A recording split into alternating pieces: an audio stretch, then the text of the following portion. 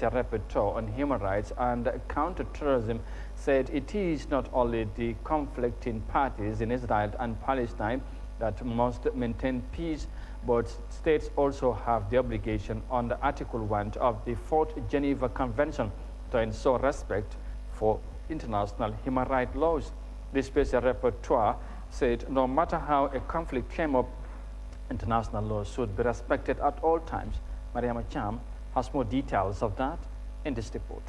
International humanitarian law recognizes the Israeli occupation of the West Bank and Gaza as an ongoing armed conflict. Experts said the current hostilities and military attacks between Israel and other Palestinian armed groups are governed by the conduct of hostility standards rooted in international humanitarian law. Among the rules of international humanitarian law is that all parties to a conflict must distinguish at all times between combatants and civilians, that civilians may never be the target of attack. Speaking to journalists on Monday while countering terrorism, the Special Rapporteur on the Promotion and Protection of Human Rights and Fundamental Freedoms reiterated the importance of respecting and upholding international laws, particularly when conflict arises.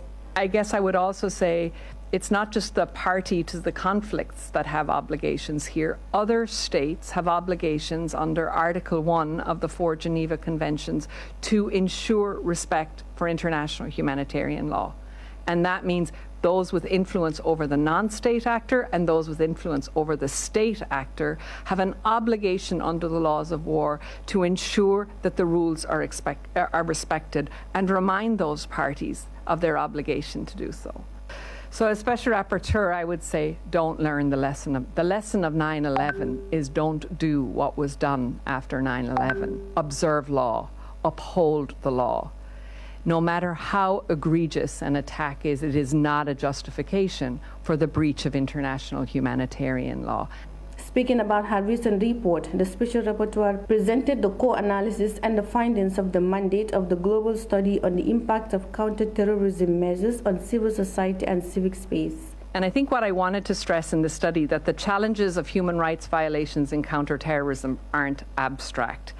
They're concrete, they're sustained, and they're increasingly multi-layered. They're cumulative, and they increasingly prevent civil society from doing their vital work in multiple places. Privatization, security measures, counterterrorism, preventing and countering violent extremism is actually layered in on top of existing structural discrimination against historically marginalized groups.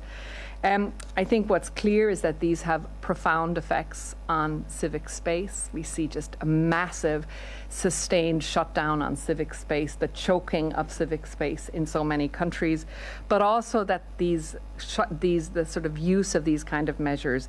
She talked about her findings from the technical visit to the northeast of the Syrian Arab Republic and addressed several legal issues, including the question of responsibility under international law in the situation of mass and arbitrary detention of an estimated 70,000 persons in various detention facilities in the northeast of Syria. The special rapporteurs of the Human Rights Councils are independent human rights experts with mandates to report and advise on human rights from a thematic or country-specific perspective. Reporting for Eyeafrica News, I am Yahya Jammeh.